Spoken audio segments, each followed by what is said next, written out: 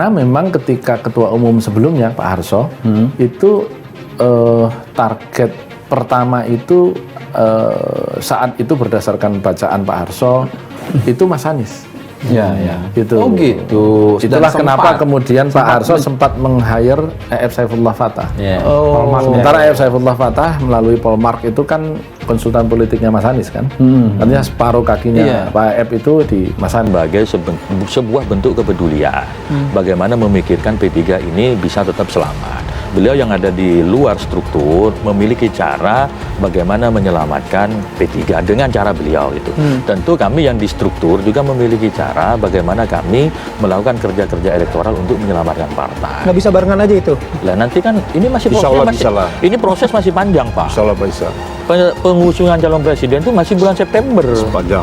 Jadi masih sangat panjang gitu. Maka kemudian ketika teman-teman media bertanya, kapan P3 mendeklarasikan? Mohon maaf, kami ini kalau bicara suara itu 4,5%.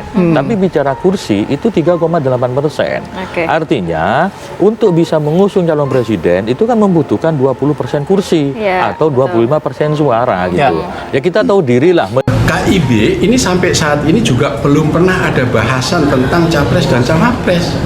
Ya, pasti belum. Tapi kalau itu suara kader kita hormati ya, kita hargai ya. Jadi setiap suara kader, setiap aspirasi yang muncul dari kader itu adalah menjadi bagian ya dari proses. Tetapi ini belum, karena partai sendiri belum punya kebijakan untuk membahas soal capres dan cawapres itu. Di Jawa Timur muncul 10 nama.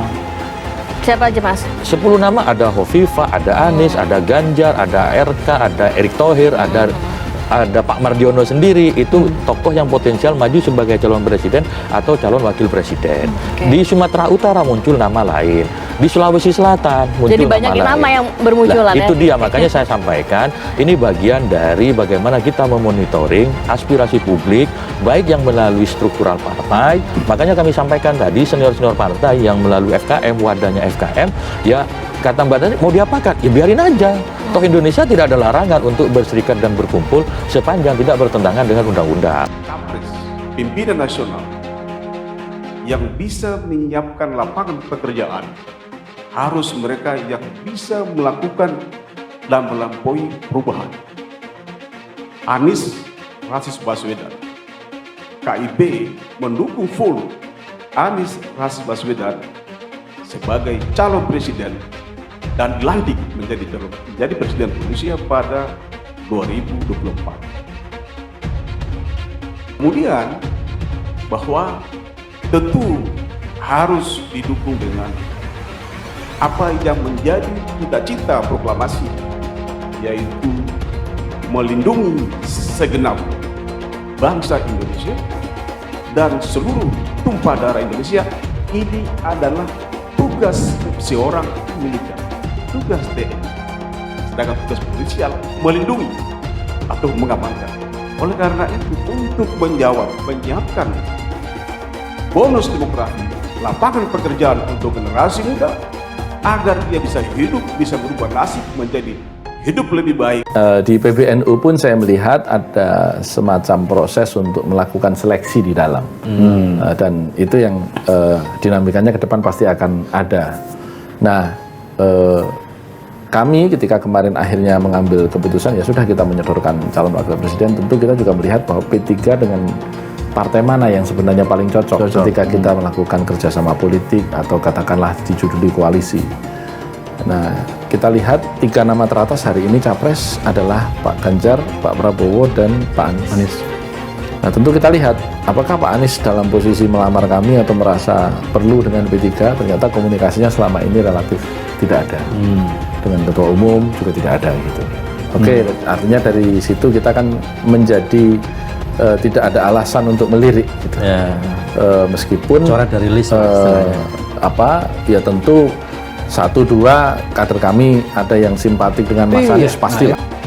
Segelintir oknum P3 dukung Anies, Mardiono jaga marwah partai. Dikutip dari liputan6.com Jakarta, PLT Ketua Umum P3 Muhammad Mardiono mengajak seluruh kader partai berlambang Ka'bah untuk menjaga marwah partai. Ia menyinggung segelintir oknum yang mendeklarasikan dukungan kepada Anies Baswedan sebagai calon presiden dengan membawa nama Forum Ka'bah Membangun. Ia meminta seluruh kader P3 solid dalam satu barisan, apalagi P3 telah memutuskan mendukung Ganjar Pranowo sebagai calon presiden. Belum lama ini masih terdapat berita-berita yang kita sajikan ke ruang publik bahwa seolah-olah kita tidak kompak, seolah-olah tidak solid, padahal ini hanya segelintir oknum, ujar Mardiono dalam pidato pembukaan Rapimnas 4 P3 di Hotel Sultan Jakarta Jumat 16 Juni.